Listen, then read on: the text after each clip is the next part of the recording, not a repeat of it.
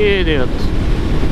Ale dobre, sme späť, čaute všetci, tu je Brady a som späť. To je všetko, čo som povedať. Ďakujem, dovidenia, koniec.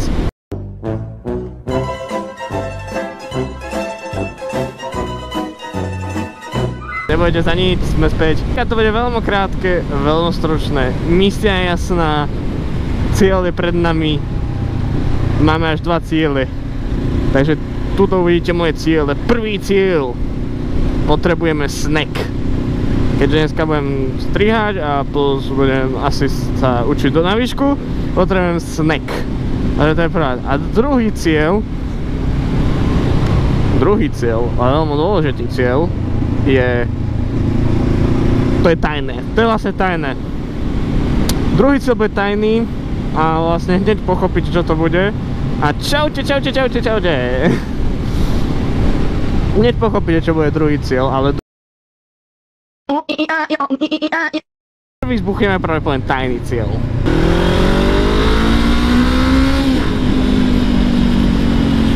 Krásne počasie. Mali sme ísť rodiči na motorkách, že hovorím super, spravím poprdeli videjko. Ahoj ďalší kamarát. Spravím poprdeli videjko a zapínam kameru počas jazdy, hovorím, že ak ste nevideli, kde bývam, keď som natankoval a BUM! No SD, kúkam do kečupu tam. Treba spraviť budúcej generácii ukážku, lebo tam nemám SD kartu a ja že ajajaj. Takže z krásneho videa, kde sme išli do Hornej Dolnej. Z Hornej do Dolnej. Podľa mňa každý správny Slovák a Čech pozná tento seriál. Joj, to bol zase nápad. Taká fotka a bohužiaľ z celého toho výletu mám od tejto fotky. Ja na zábery. Lebo ja ako čistý hlupáčik som si nezobral SD kartu do kamery. Ale som obrano. Bol som večer do jednej vonko, kamarátka mala narodeniny. A oslava sme tým, že sme sa rozprávali. Bol sme že do jednej a jak som šel domov, tak som spal a bol som zobudený ráno fotrovcami, že vstávaj, už ideme na tú motorku, on je oblečený, nachystaný a ja som ledva rozlepil oči. A že aha. A ešte počas toho, ako som si umýval zuby mojou úžasnou ultraslonickou kefkou, ktorá znie skôr jak vibrátor, než ako kefka, tak som ešte dofúkol im pneumatiky, ale mali podfúčané. Takže nie sa čo mám čúvať, že som si zabudol SD kartu, takže to je môj veľké ospravedlnenie, že to nemám. A je mi to veľmi ľúto. Hovorím, ten výlet bol celkom pekný. Všetci ste počuli, ako môj otec ide pomaly, lebo bola zima. Áno, bolo krásne, bolo rozprávkové počasie, práve že mňam. Fakt krásne počasie bolo, len bolo, že 17 stupňov. Takže to je také, že troška chladnejšie. Ale akože dalo sa, akože nebolo to hrozné. A tam, kde sme išli, tým smerom, je Hobitín. Čavo tam mal reálne Hobitín, no toho som sa neodfotil a hovorím, že to bude moja najlepšia výprava. Ak sa mi podarí tento týždeň ísť niekam na motorku, čo dúfam, že sa mi podarilo, má byť celkom pekne. Ak sa mi podarí ísť tento týždeň na motorku, že niekam poviem na tak určite k tomu Hobitínu, lebo prvé bol to Hobitín. A to nemá rád Pána prsteňov. A Fodore mala tam klokami.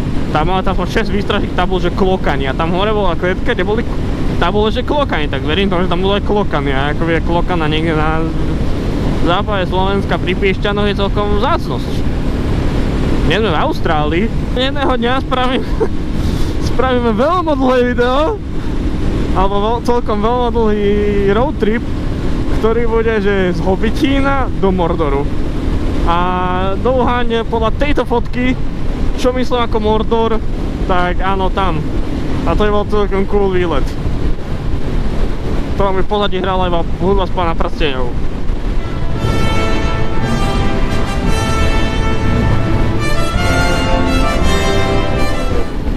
Celé sa už ochladilo, nebudem klabať. Ale musím ísť, lebo proste bol som teraz... Pozerali sme hokej Nitra Košice, Nitra musel rozbiť Košice a ja hovorím, ty koksa, ja nemám snack. Hovorím, mám sa ísť učiť, mám ísť strihať, hovorím, a ja nemám snack. Tak ako bez toho sa nedalo existovať a hovorím ešte tú secret misiu, ktorú budeme mať o našich videách viackrát, to vám garantujem, že to bude veľmi častá vec, ktorú budem robiť, že pôjdeme po toto, alebo to budeme zháňať, alebo podobnú vec tomu. Pozeral som na svoju motorku, na môjho krásneho Horneta. A keď ja toto ukážem, to je spotreba, aha. Ja mám reálne už 9200 km na mojom Hornete. Kupoval som okrem 1200 km. Takže mám len 8000 a to sa ani nezdá. Nie je to veľa kilometrov, ale keď si vezmete, že jazdíte len niekoľko mesiacov v roku, to je akože celkom fajn. Ale som z toho prekvapený, že už za chvíľku hitnem s mojím Hornetíkom 10 000. A to na to sa veľmi teším a hlavne sa teším, ak budem robiť ten úžasný servis. Keďže áno, aj opravujem motorky. To je pár fotiek, jak som robil na kamarátovej Yamaha MT-07. Čo bola paradoxne pomerne jednoduchá práca. Čo som sa celkom čudoval, keď som to robil na svojom predošlej Kawasaki Z650, tak som myslel, že tú motorku zapálim v ohni. Neviem prečo tá sa robila nejak ťažšie. Ale ja neviem, tá MT-07 to bolo fakt za pár šupov. To tuš robi dole, všetky boli rovnaké. To ma veľmi tešilo, že všetky šroby boli rovnaké. A jak som to dával všetky tie plasty dole, tak proste to bol bum, jeden plast dole, bum, druhý plast dole, tretí plast odpadol. Dal dole nádrž, bum, sme na sviečkach. To úplne lahoda pre mňa. To som sa fakt čudoval, že jak tak rýchlo to mohlo ísť. A bol som priam nadšený z toho, lebo nezabil som s tým tak dlho, ako som čakal. Potom som ešte brzdovku vymienial. Takže ja som celkom s tým zabil nejaké 3-4 hodinky, čiže bolo paráda. Hovorím o dosť lepšie ako na Zetku, keď som si robil olej a potom i praskla vaňa. To boli bublinky. To bol tiež veľmi pekný príbeh, že moje Zetko tiež hitlo 10 000 km a že poďme robiť servis. Tak vzduchový filter, sviečky, olej, filtre, všetko. Dávam späť výpustný šrob. Podľa momentu som si ešte našiel, už si nepamätám to čísielko, ale na manuálu som si našiel, len dobre, dávam momenťák. Dávam na štart a nechám to bežať, pozerám, kapka olej, hovorím, aj, čo to? To sa mi nejako neľúbi. Že prečo kapká mi olej? Hovorím, asi zlá podložka. Dobre, tak som sebe na originál Kawasaki podložku som si zohnal. Dal som to tam, zasa kapol. A jak som ho dával dole, už tá, že aj to Kawasaki originál podložkou, tak ja som ho dával dole. Toto je novinka pre mňa tu. Tak prosím pekne, vypadol mi kus vane. Tam vlastne strkáte šrob. Vypadol mi reálne kus vane. Keď ste chytil ten kusok vane, tak normálne ste videli tam akože závit, lebo to bolo tá závitová časť. A normálne v tom boli bubliny. A ja že, ty kokos, paráda. Motorka bola ročník 2021, podotýkam, takže úplne mega. Bola už vlastne po záruke, keďže Kawasaki bohužiaľ nerozširoval záruky ešte vtedy. Teraz to už ponúkajú a každému doporučujem si to dať. A ja proste pozerám, že paráda. Takže potom z ďalšieho stresu bola výmena olejovej vane. A to bol tiež akože príbeh sám o sebe a chvála Bohu som to spravil. A už ani kapka oleja. A v tej chvíli som sa rozhodol tú motorku predať. Že mám toho dosť. Akože nemôžem kýdať na zetkách, viem, že milión ľudí jazdia na tých zetkách a sú to super motorky. Ale ako pre mňa, čo vlastne takto. Poviem vám takú veľmi rýchlu a stručnú históriu mojich motoriek. Prvá bola logicky Babeta. Podľa mňa väčšina z vás začínala na Pinchli, Babete, Simpsone a tohto. Proste to je OG začiatok, tak sa naučil na motorke. Ešte bicykel bol predtým, ale tu už fakt nerátam. Babeta. Tu máme dodnes, to je náš, my sme vlastne prvý majiteľ tej Babety, úplná raketa. Na tom som proste začínal. A zbožňujem to. Potom mi to bolo malinko. Takže dobre, že teda kúpime si niečo väčšie. Tak som si kúpil KSR Moto TR50 SM, takže super moto. Tak tuto máte fotečku krásnu.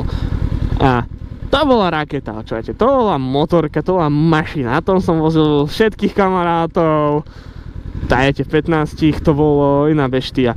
Potom som to odblokovať, aby to šlo rýchlejšie, tak to vedeli 70 a to vám poviem, že i 70 na 50-ke, každý čavo, čo išiel pomalšie v dedine než 60. tak mal čo robiť so mnou, aby som ho predbehol. To chudáci, to nemal nikto šancu voči mne. Potom som si kúpil Yamaha R3. To bola tiež vynikajúca mašina, úplne úžasný motor, fakt, že vedeli, keď ste na tom vedeli ísť pomalinky, tak spotreba bola priam geniálna a keď ste tomu podradili, tak z toho ste mali aj fakt to mal ten super športový feeling, že proste vytáčuje to tých vysokých otáčiek a bude pokračovať na budúce, keďže ak zoženiem teda tú vec, ktorú potrebujem zohnať. A ešte vám to môžem rozprávať. No a potom po 3 rokoch s Yamahou som ju predal a kúpil som si Kawasaki Z650. Taký dobrý medziko, ešte stále zablokovaný na 35 kW. Potom si ju počasie si ju odblokujeme. No. Na začiatku parána motorka, ten záťah motora bol úplne peckový, všetko sa mi ľúbilo. A potom začali prichádzať o chybičky krásy, ktoré vám poviem nenasledovne. Takže, čaute, som späť. A Mission 1 was accomplished. Takže máme balíček Pokémonov, otvoríme si ho, ale nie v tejto tme, otvoríme si ho tam, kde idem pre Snake, čiže pri Tesco. Ale toto je jedna mission, takže first mission passed. A to sa teším, mali Journeys Together. A poviem na rovinu, z týchto Journeys Together som mal asi 8 balíčkov a nikdy mi že padlo, takže verím, že keďže točím tento motovlog, tak bude, tento balíček bude priam šťastný. Ale poďme späť k téme, ktorú som mal, aby sme neskákali medzi témami a začali používať menej anglikanizmu. Mohol by si ísť a nič nevidím. Som oslepený. No dobre, a kúpil som si po Yamaha R3 Kawasaki Z650 2021. Jo, podotýkam, všetky motorky, čo som mal, boli veľmi mladé. Som si Z650 zablokovanú, že však ešte si odjazdím a jak byle môžem odblokovať, tak odblokujem vodičák. To vlastne som mohol, ale chcel som si aj prsa zvyknúť na to Z-ko pri tých 35 kW. A akože bola to pecka, no, ale po asi 2000 km sa začali ukazovať tie muchy tej motorky, ktoré boli fakt otrasné. A bolo ich dosť. Teta Ickej. Zaspím za tým volantom aj ja.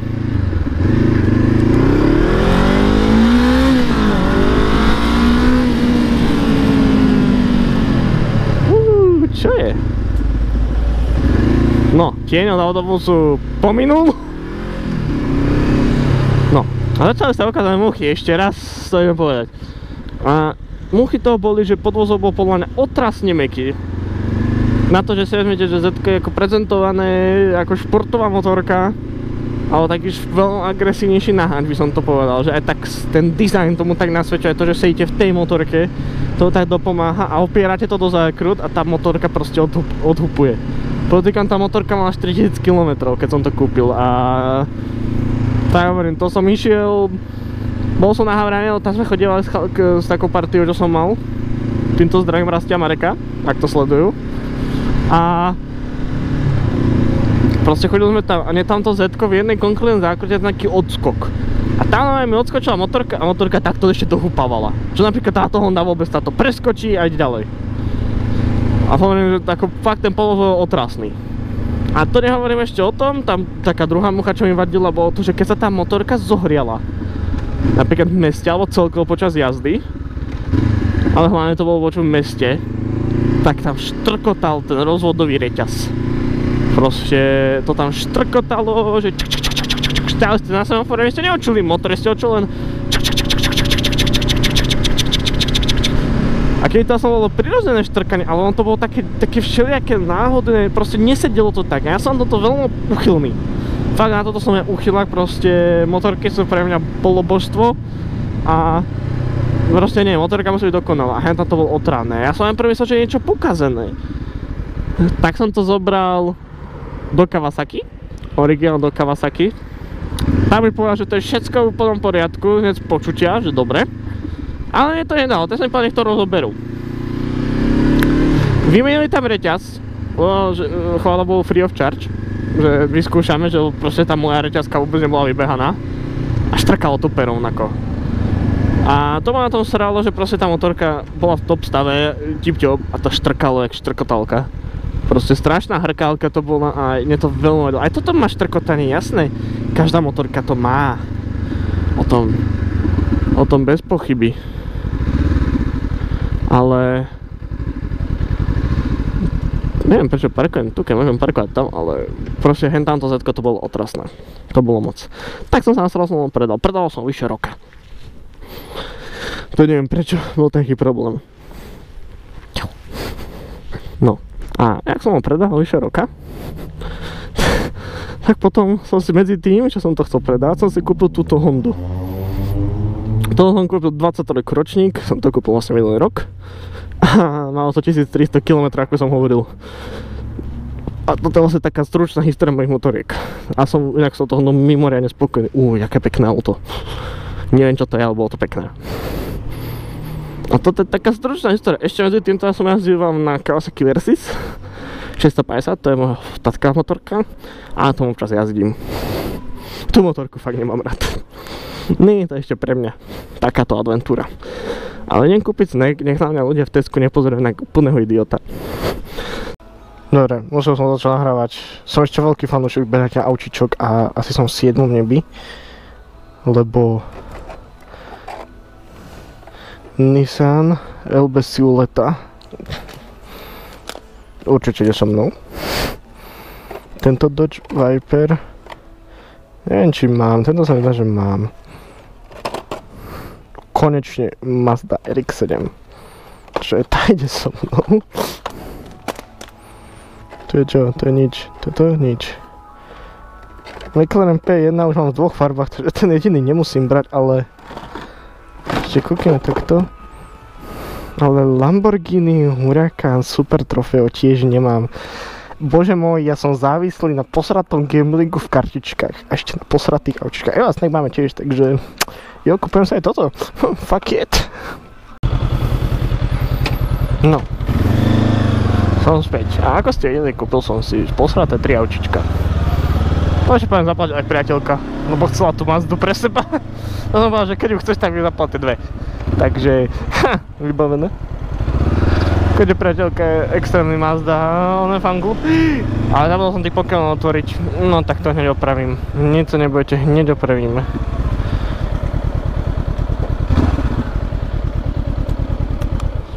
Toto hneď vyriešime. Hneď vám ukážem, jak sa otvoria fajnovo Pokémoni. Takže to máme balík. Prvý moto opening. A nie som decko, nemám 15 rokov. Som dospelý muž už niekoľko rokov, takže poďte do keľu všetci, tí čo poviete, čo proti.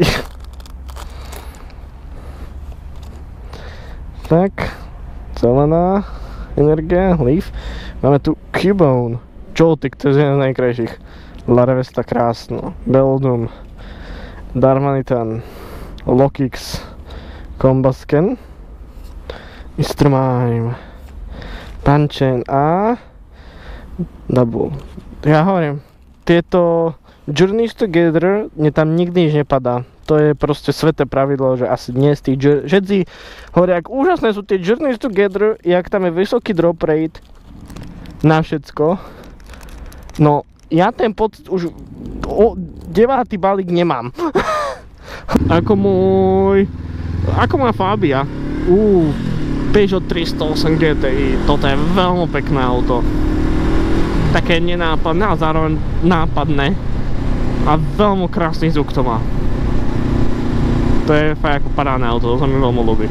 Nie som veľký fanúšik Peugeotov, ale jo, toto je jedno z fakt pekných aut. Zakrutku.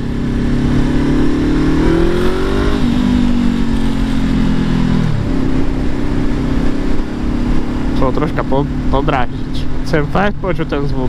Nie, neodbáčaj, prosím!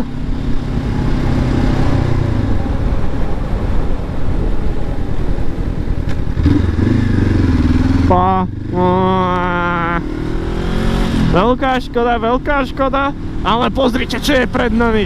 O môj bože, čo? Škoda Fabia Junior. Tam myslím, že to je juniorka, lebo podľa nárazníku. O môj bože. Čo to je? 1.2 MPI. To existovalo? Na 4 MPI. No, však asi juniorka. Joj, juniorka. Paráda.